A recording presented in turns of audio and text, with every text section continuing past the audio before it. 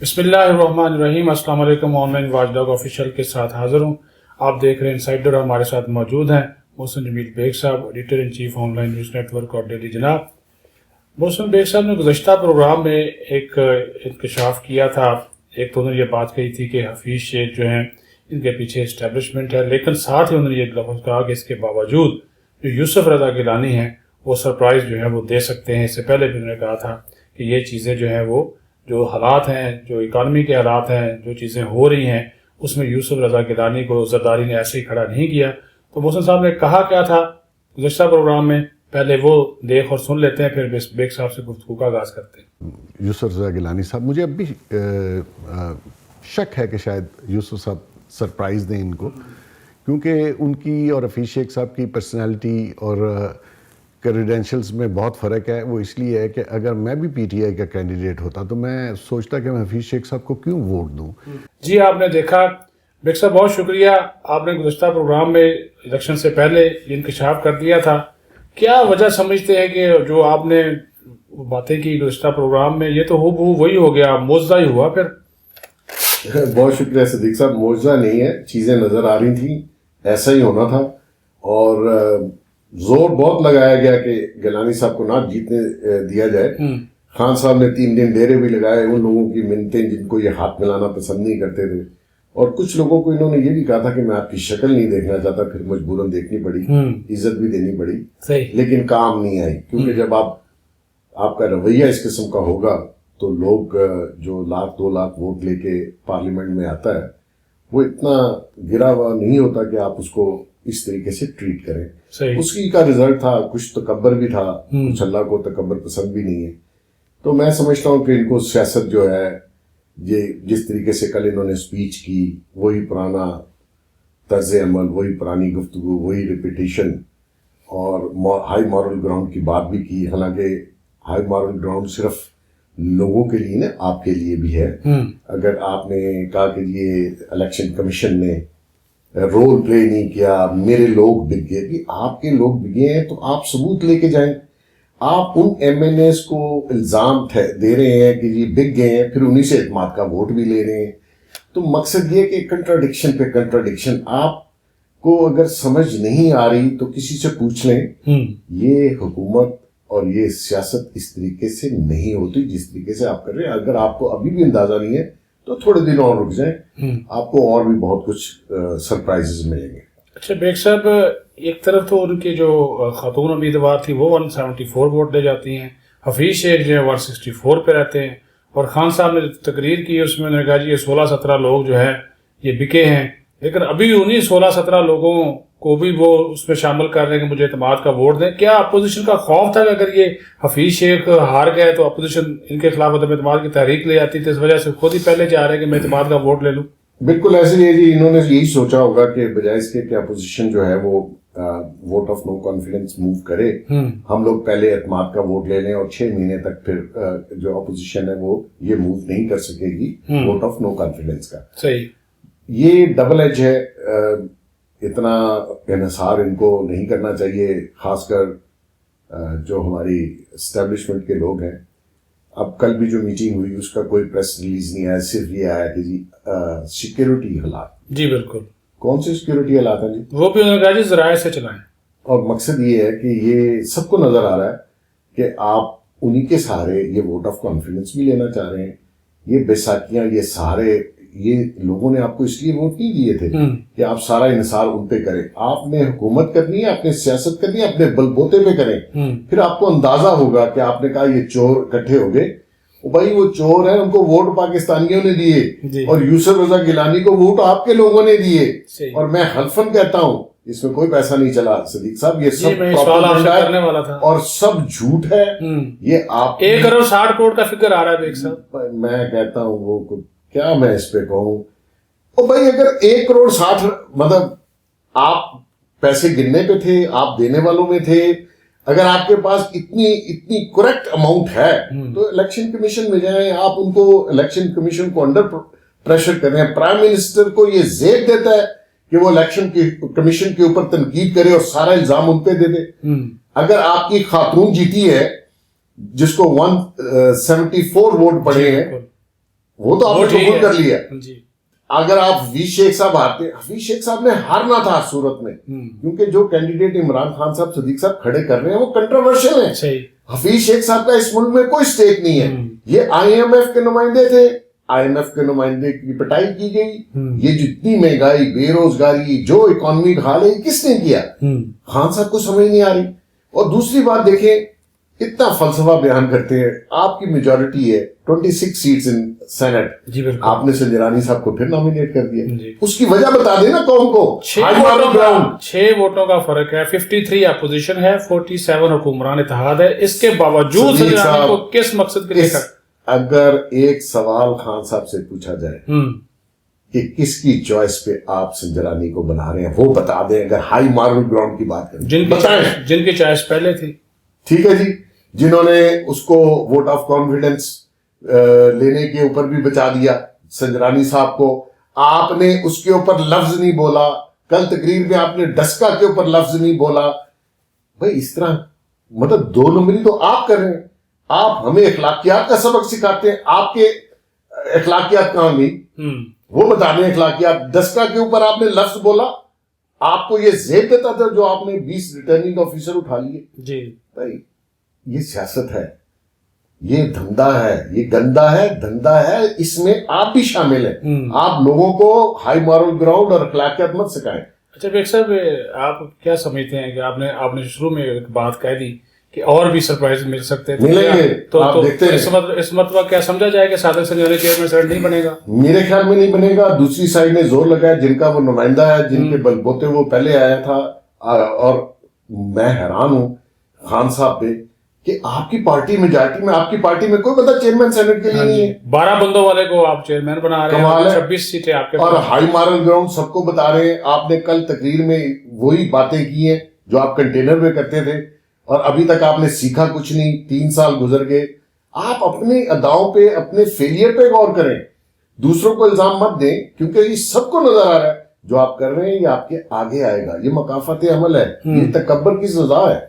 اچھا بیگ صاحب, election commission جو سٹیٹمنٹ جاری کیا وہ آپ نے پڑھ ہی لیا ہے, لیکن اس میں انہوں نے جملہ بولا ہے اور عمران خان کو جواب دیا, جو کل عمران خان نے کہا کہ افسوس ہے کہ جمہوریت کو نقصان پہنچایا الیکشن کمیشن نے.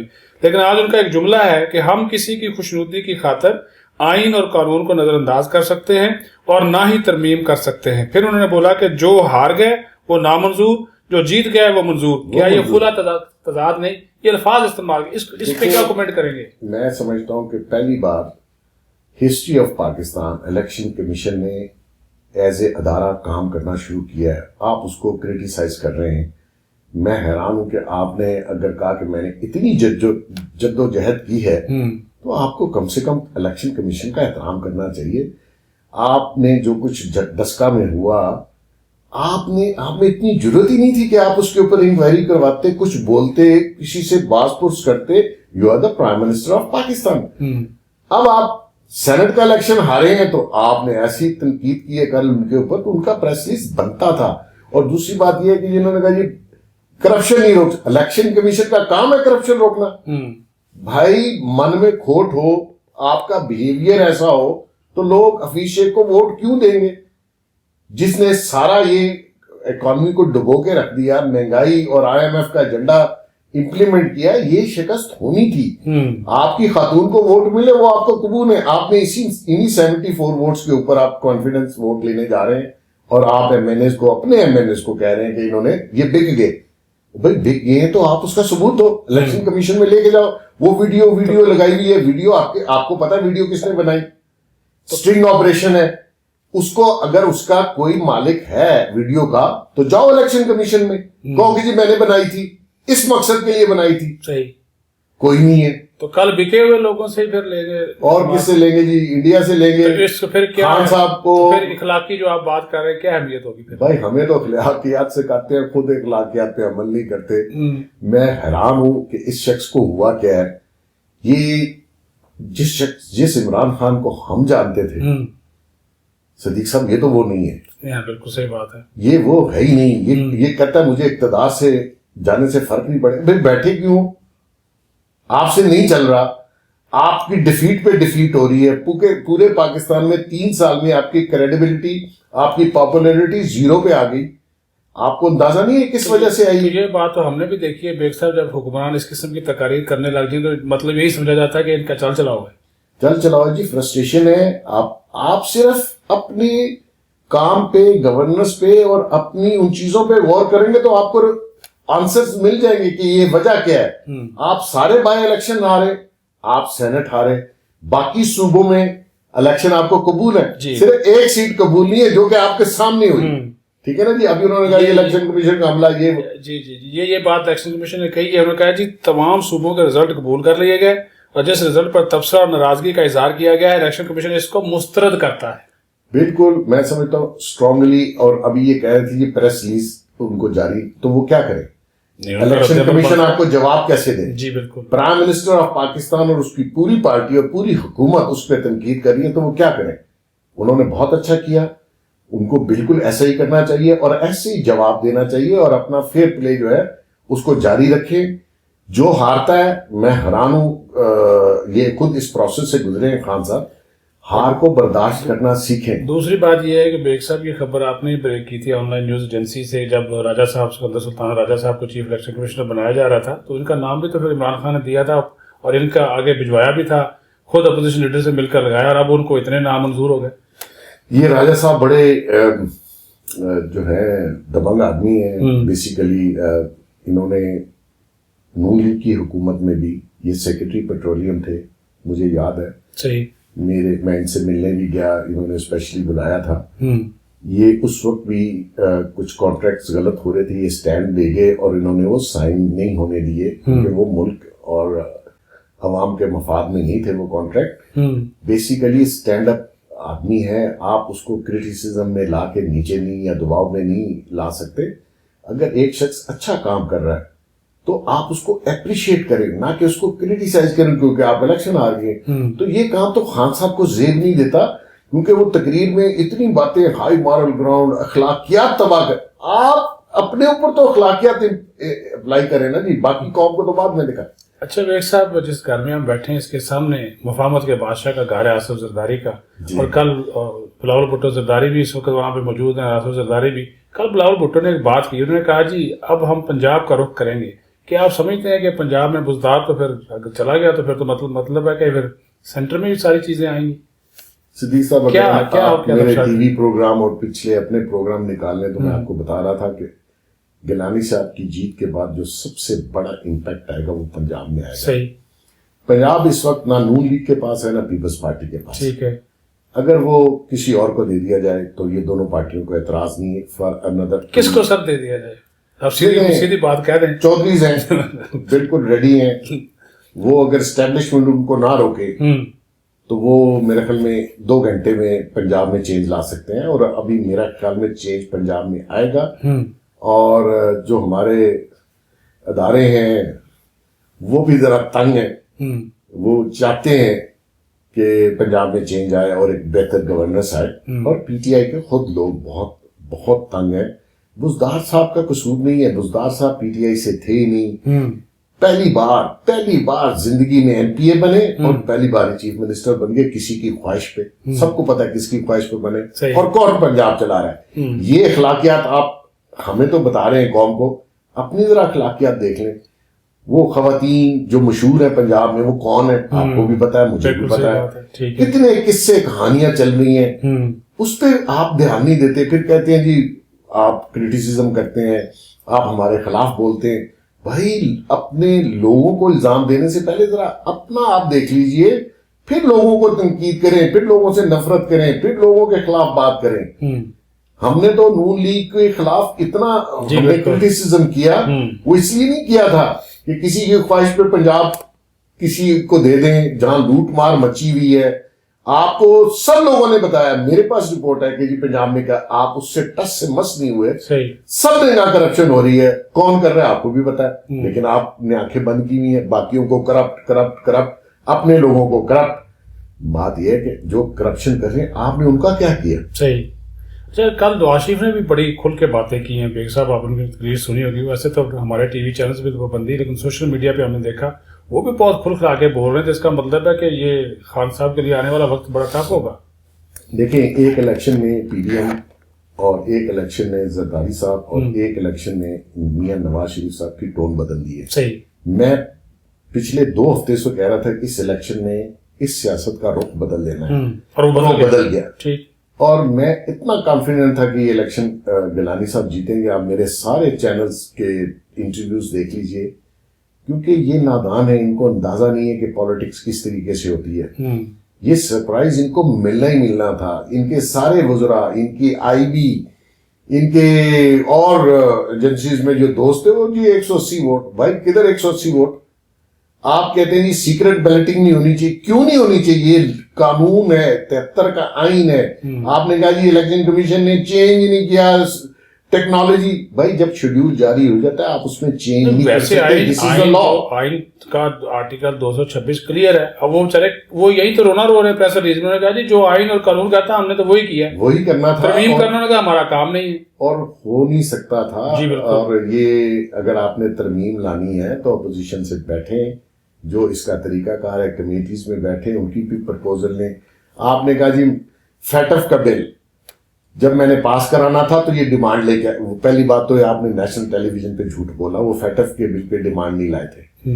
پھر اگر وہ ڈیمانڈ لائے تھے, آپ نے کہا مجھ سے NRO مانگ رہے تھے. صرف اگر آپ میں اخلاقیات اور جرت ہے تو آپ پھر یہ بتا دیں کہ فیٹف کا بل کس نے پاس کرایا اپوزیشن سے. ویسے بیگ صاحب ایک شخص جو مسلسل ہارا ہے ضمن انتخاب, اور NRO دے سکتا ہے, جو کہتا ہے جی میں نہیں دوں گا, میں حکومت میں رہوں نہ رہوں. یہ دماغ میں کہاں آ گیا NRO یہ نہیں دے سکتے. تھوڑے دنوں بعد میں تو یہ بات مجھے کرتے ہوئے افسوس ہو رہا ہے, ان کو خود NRO کی ضرورت پڑ جائے گی. یہ کل انہوں نے کہا جی میں تو گھر چلا جاؤں گا. آپ کدھر گھر جائیں گے؟ آپ PMO چھوڑیں گے ہی نہیں. آپ کو تو بہت مشکل سے نکالنا پڑے گا اس PMO سے. اب اندازہ ہوتا ہے کہ آپ نے 22 سال صرف یہاں پہنچنے کی کوشش کی. آپ نے کہا میں چاہتا تھا میں ملک میں یہ کروں, پاکستان کو آپ نے 3 سال میں ایک کام بتا دی جو سیدھا کیا. کام یہ ہے کہ آپ نے جتنی باتیں کی آپ نے اس کی نفی کی ہے, اور آپ ٹی وی پہ بیٹھ کے بتا رہے ہیں اخلاقیات کیا ہوتی ہیں. اچھا, حفیظ شیخ صاحب کے ہارنے پہ انہوں نے عمران خان نے ایک اجلاس میں یہ بھی کہا تھا کہ اگر ہم ادھر اسلام آباد سے آ گئے تو میں اسمبلی ہی تحریر کر دوں گا. اب وہ کانفیڈنس کا ووٹ لینے جا رہے ہیں. کل میں چینل پہ گیا تو انہوں نے مجھے کہا کہ یہ بڑا بولڈ ڈیسیژن ہے, بڑا بہادر لیڈر ہے. بہادری ہمیں پتہ ہے, جانتے ہیں, بہت عرصہ ساتھ رہے ہیں, ایک ایک چیز سے واقف ہوں. مجھے پتا ہے یہ بہادری کیا ہوتی ہے. تھوڑا سا پیچھے سے اداروں کو ہٹائیں, بہادری نکل جائے گی. ہمیں پتا ہے آپ کیسے وزیر اعظم بنے تھے, کیا طریقہ تھا. یہ اخلاقیات کا سبق کسی اور کو دیں, قوم کو نہ دیا کریں. اور یہ تقریریں جو ہیں یہ ٹی وی پہ اس طرح نہیں ہوتی. بہت شکریہ بیگ صاحب, اور بیگ صاحب کی اسی آخری بات پہ ہی اختتام کریں گے, کیونکہ جس NRO کی وہ بات کر رہے ہیں, بیگ صاحب کا یہی کہنا ہے کہ ہو سکتا ہے کہ آنے والے دنوں میں اس NRO کی خود عمران خان کو ضرورت پڑ جائے. اجازت دیجیے, اللہ حافظ.